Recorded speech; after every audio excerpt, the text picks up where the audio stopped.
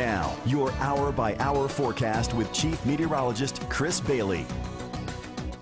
Steamy conditions out there all week long. It's a taste of the tropics. Now we're going to get in on some thunderstorms that will really crank up as we go into later this weekend and early next week. Right now, thermometers into the upper 80s to around 90 into parts of the area. But we throw the humidity into the mix. Yeah, we got to do it. Feels like 98 into Moorhead. That's the hot spot across the region, along with Danville. 97 Frankfort, 93 Lexington, where we have a little bit of cloud cover that is out there, keeping the temperatures down. We've got some isolated showers and thunderstorms that are going up at random across the area. They're coming in from south to north right now. And if you get under one, it's going to rain for 2 or 3 minutes, then it's on its merry little way. But again, some locally heavy downpours a possibility, especially with a couple of showers here across Estill County lifting to the north. Stanton, a lot of that is just to our west, may hit Clay City in the coming hours. Flemingsburg back into northern parts of Montgomery County, a couple of raindrops there. The showers that we were watching across the Lexington Metro are zipping across Franklin and Scott counties, impacting all of a couple of yards around Sadieville as of right now. To the southwest of us, we have that flow that is coming right off the Gulf of Mexico, and that is a flow that has some juice with it. Look at the spin down here. That has been a slow-moving, semi-tropical system that is going to turn the corner slowly but surely and then ride its way across the Ohio Valley in the coming days. How do we look for the day tomorrow? Your Saturday, with a threat for a thunderstorm at any time. Best chance will come into the afternoon and evening when some heavy downpours will be a possibility. All right, so you got this system that is spinning across parts of Louisiana.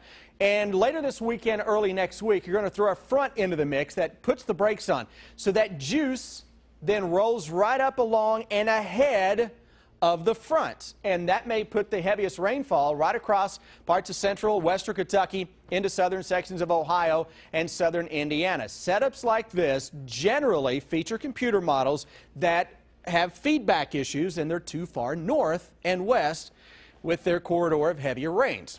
Now, as we go through the next several days, it is really all about the possibility of some high water issues. Not so much tomorrow, but a better chance Sunday, Monday, and Tuesday when the flash flood threat will increase. And I'm looking at a computer model. This is called the NAM, and it is basically trying to do what I was just saying. It is taking that corridor of heavier rains that the medium range models have across the Ohio River and west, and now pressing it a little farther to the east. This model right now is in the process of updating, and it's spitting out some new numbers I was just looking at here, and we will share those with you coming up in the next half hour. And it is even more so a little to the east with the heavier rain, so we'll keep an eye on that. But over the next few days, showers and thunderstorms will increase. It is a pattern we have talked about for a long time. You cannot get a big juicy air mass from the Gulf of Mexico with a slow-moving cold front and not get some hefty rains across our part of the world. Something to look forward to, huh? Yeah, if you're a duck, huh? If you're a duck, you got to like that forecast. If not, not so much. Not the most pleasant weekend forecast. Yeah, the first half of tomorrow, mainly the driest of the weekend. Chris, thank you. Good deal. New research has found that some Greenland sharks may be older than the United States. Scientists estimate the sharks, which only grow half an inch a year, can possibly live to about 400 years old. Charlie D'Agata is in London with how the revelation could help scientists learn more about aging in humans. They've been lurking in the depths for centuries, looking more like half-blind, weather-beaten rocks than killer sharks. In the ice-cold waters of the Arctic and North Atlantic, they prey mostly on smaller fish. Their only predator is other Greenland sharks. The scientists say they determine the ages of the sharks by looking deep into their eyes. The lens is made up of proteins that build up over time. Using radiocarbon dating, they were able to count them out like rings on a tree. They estimated the largest shark was most likely 392 years old. Give or take 120 years. Dr. David Agus said they found one important timestamp. And they could see carbon initially going to the 1960s when nuclear bombs were being tested off Greenland. And we could see the radiation in the eyes there. And we can go deeper and estimate that it's 300 to 400 years when these sharks were actually born. That's before George Washington was but a twinkle in his father's eye. In fact, around the same time, the actual Galileo started staring up at the stars. And understanding the Greenland shark's secret to a long life might help with our own longevity. Well, these sharks are still functioning into their hundreds and attacking their prey, eating it, and living. To them, it's a normal life. And so we have to learn from them. And if we can learn from these outliers, hopefully each of us can live better. Maybe a varied diet is the key. The sharks have been found with the remains of polar bears, reindeer, even a moose in their stomachs. They'll gobble up just about anything that slides off the ice. Charlie D'Agata, CBS News, London. I'm Deanne Stevens, out and about today to see who is the fastest kid in town. A preview of the race when we return here on WKYT. This weekend, runners of all ages will take to the streets of downtown Lexington, including the fastest kids in town. We just happen to have a former fastest kid in town right here. I don't like to brag, but it's true. Go ahead. Deanne Stevens is out and about today with more on this weekend's Midsummer Night's Run. Hey, good afternoon, guys. We are here at Orange Leaf. I'm getting a little pistachio. My favorite. Rachel is with us from Orange Leaf. And why are we here? We are getting ready for the big race tomorrow. It's the fastest kid in town, a part of Midsummer Night's Run. You guys sponsor Fastest Kid in Town, right? We do. We're so honored. Well, this is such a fun thing for the kiddos to do. They can come in tonight, get a few calories in them, get their energy up for tomorrow. It's a big day. Yes, we're ready for the fastest kid in town. Appreciate Baptist Health involving us.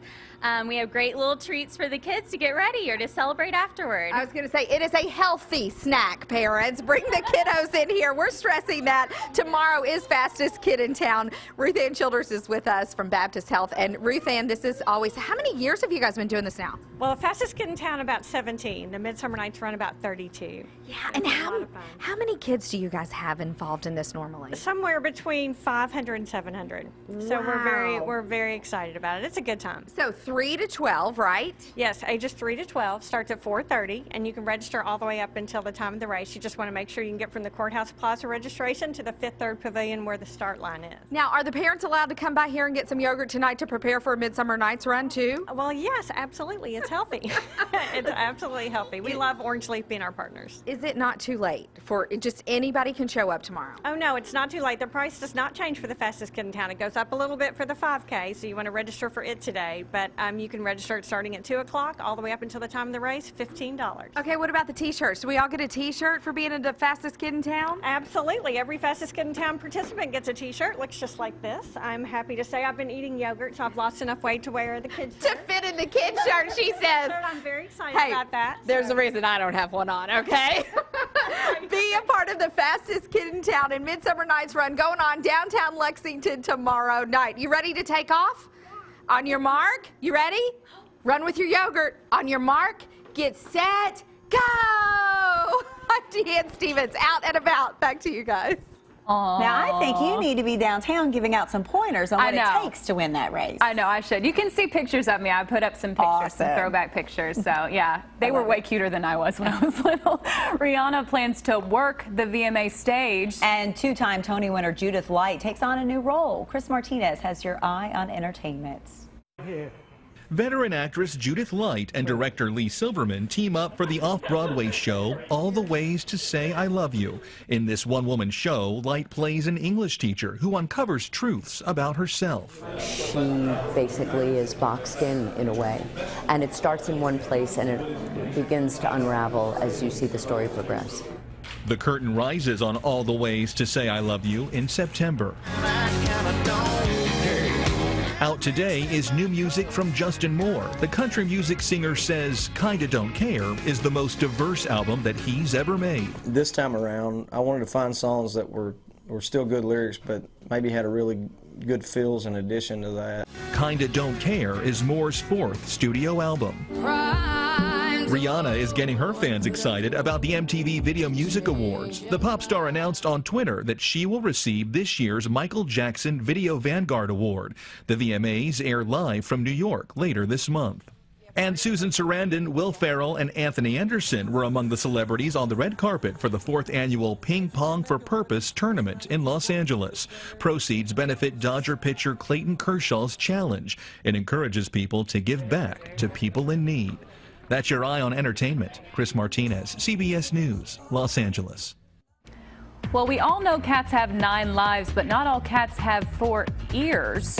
I didn't even know if I was reading that right. A look at a very unique Pennsylvania feline that's gaining internet stardom when we return. It is the weekend finally, and it sounds like we need to enjoy tonight and most of the day tomorrow. After that, not so good. Not going to be the prettiest of weekends, but that's okay, Chris Bailey. Hey, I know, I'm just a messenger in all this. We get deeper into the weekend, it gets a little uglier out there. Short term, it's a mix of sun and clouds, tropical skyline. We've got some hit and run showers that are on the move from south to north across most of the Bluegrass State as of right now. We look at those 9 live sky cams. From I-65 into the Bluegrass region and points east. Again, everybody kind of fighting a little bit of hazy sunshine and some clouds. Scattering of showers and thunderstorms trying to pop this afternoon. That flow is coming right off the Gulf of Mexico, south to north. That'll carry us into the weekend, and I'll show you why the thunderstorm threats will begin to really ramp up. We've got a new rainfall forecast computer model that is coming in right now. We'll share that with you here in just a few minutes. Right now, let's check on traffic with Officer Don. Still working a collision on Murray and Eastland. That's an injury crash. Police remain on the scene there trying to get that cleared. And we got a new one in Maine and Jefferson. Now, no one's hurt in that wreck. It's actually 3 cars involved in a non-injury, so that's good. Drive times for the moment to Versailles, 13 minutes. Even through that construction, didn't see any problems. To Frankfurt's about 28. Now back to you in the studio. Officer Don, thank you. Mysterious Hawaiian carvings, a cat that's all ears, and a very blue lobster. It's the video that will have you talking. Take a look at this. The U.S. Army, along with preservation officials, are now working to protect and document an amazing find along Hawaii's coastline. Shifting sand and the tide have revealed images carved into the underlying sandstone that officials believe to be at least 400 years old. The carved images were discovered by a couple walking along the beach. Since then, up to 10 carvings have been uncovered. Experts believe the figures may have been carved by the island's original inhabitants. A rare lobster made an appearance off the Massachusetts coastline this week. Take a look at this bright blue lobster. It was snared by a lobster man in Plymouth, and he says it was so blue it was almost fluorescent. Experts have said that the odds of a blue lobster are about 1 in 2 million. Talk about a lucky catch.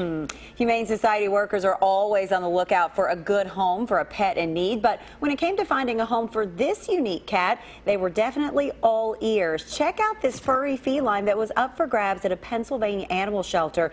It has not 1 but 2 sets of ears. The cat's rare genetic mutation has actually made him a popular prospect for adoption. So popular, in fact, that Batman, his unofficial name, has already found a home. I don't care how many ears that cat has. Still a cutie for sure. Cutie pie. Now here's what we're working on for you at 5. A plane crash in Laurel County sent 1 man to the hospital. More on the investigation ahead. A fire at a Lexington home overnight. It's now being deemed a case of arson. An Olympic sailor has fallen sick after competing in Rio's polluted water. We'll take you to Rio. This is WKYT News at 4:30. Good afternoon. Andrea Walker and Amber Philpott reporting. Sam Dick has the night off. A pilot was hurt during a small plane crash in southern Kentucky this morning. It happened about 10 at the London Corbin Airport. WKYT's Phil Pendleton has more on the accident. It's our top story at 4:30. I am told that the FAA will be here Monday to investigate what took place. The airport manager says that the pilot was doing touch and go, basically practices of takeoffs and landings when he hit a tree and then went down. London police identify the pilot as 79-year-old Everett P. Hathorn of London. The airport manager says Hathorn hit a tree after he had just taken off again after landing at the London Corbin Airport during the flying exercises. He was flying what's called a light sport plane, which is similar to an ultralight plane. The pilot suffered what was described as serious injuries, possibly to his legs. The pilot was airlifted to UK Hospital. I am told that Air Methods, which is based here at the airport, was able to get to him in just a matter of moments. In Laurel County, Phil Pendleton, WKYT. London City Police worked the initial accident, but the FAA will be handling it once they arrive on Monday. Well, a chance at a few storms today, but widespread rain is expected by the end of our weekend. Let's check in with Chief Meteorologist Chris Bailey. Yeah, it's kind of looking the part out there right now in our live sky cams across the region. You're seeing these fast-moving, kind of hit-and-run showers and maybe some eventual thunderstorms out there. Lexington sky cam looks like it could just open up on top of Hamburg Pavilion at any moment. Not so fast. All is not well in terms of the weather for other areas, but for Lexington, it's threatening, but it's okay. 87 feels like 93, courtesy of that humidity of 59%. Here's your Defender Radar Network with showers and isolated thunderstorms trying to lift from the south to the north. Strongest little cell, or a couple of cells, on top of Irvin. Hello, Estill County. Some raindrops heading there. We go into Georgetown toward the Frankfort area, and look how isolated that we are seeing this stuff. Just to the west of Peaks Mill, north of Georgetown. That's not too far away from the Toyota plant. Folks in Sadieville may hear a raindrop on the rooftop. It may just be one raindrop, by the way, Sadieville, that you hear. Hillsboro to Flemingsburg here into Fleming County. That is a shower that is lifting its way onto the north as well. And everything is coming from south to north. A little thunder and lightning around Knoxville. We'll keep an eye on that into parts of south central and southeastern Kentucky over the next couple of days. In just a few minutes, we'll focus on a forecast that has an increase in thunderstorms and a tropical connection. Thank you, Chris. Police are trying to figure out if two overnight break-ins at Lexington vapor shops are connected. The first happened about midnight at the Avail Vapor Shop on Nicholas Park Drive. The front window was smashed. The second break-in happened about 30 minutes later at Precision Vapor on Southland Drive. The front windows were also broken there. Police are looking to see if there's any surveillance video of the suspect. The University of Kentucky has sent out a crime bulletin after a house near the campus was badly damaged in an overnight fire. That fire is now being considered arson. It happened just before midnight at a home on South Limestone and Maxwellton Court. Crews say the fire started in the basement and spread throughout the inside. Luckily, no one was hurt. We're told the house was vacant at the time. We'll have more on the alert ahead on WKYT News at 6. A couple of officers came to the rescue of a little girl in Woodford County who found herself without a bike on the first day of school. Keija Campbell's aunt is a dispatcher with the Versailles Police Department, and when her co-workers found out that the little girl's bike was stolen, they took it upon themselves to get her a brand new one. Coming up on WKYT News at 6, you'll find out how she's using that act of kindness to pay it forward to another child in need.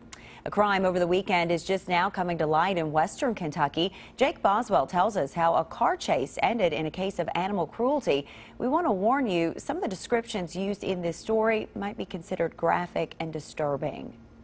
A horrifying drive with an ending that's hard to believe. It's one of the most gruesome things I'd ever seen in my life. After an argument, the Edmonson County Sheriff's Office says this Grayson County man sped away on Highway 6880 from a parking lot in Oakland, prompting drivers to follow him, not due to speed, but instead an animal caught behind his rear axle. That the bones had ground down to where you could actually see the bone marrow. Here at the Klebiet Fire Department is where Calvin Dennis eventually pulled his truck over after dragging his dog for miles and miles. Officers eventually getting him on the ground, and many of them say when they went to the back of his vehicle, they saw one of the worst sights any of them had seen in their careers. There was a collar that was connecting her to the leash that was wrapped around the back truck. It was wound so tightly that the neck had broken. The Sheriff's Department says it was actually an off-duty police officer who first saw the dog attached to the back of the truck, prompting a call to 911. The only way he was able to catch up with him was obviously through the trail of blood that the dog was producing while it was being dragged. Dennis admitted to police that he had taken prescription pills and methamphetamine. He also says he forgot the dog was tied to the back of his truck. DUI and drug charges have been added to the animal torturing charge he's facing in the Hart County Jail. We're here to protect the population of the county, but, you know, we want to protect the animals too. He put an innocent dog at risk for no reason. I mean, if you're going to take your dog to anywhere, to work or anything like that, you're responsible for that dog at all times. Dennis is facing up to 5 years in prison just on the charge of animal torture alone. Well, there are photos of Dennis's dog, but we have opted not to show them due to their graphic and sensitive nature. Edmonson County recently lost its animal shelter because of neglect, but the county is making an extra effort to stop things like this from happening by adding an animal control unit to the sheriff's departments.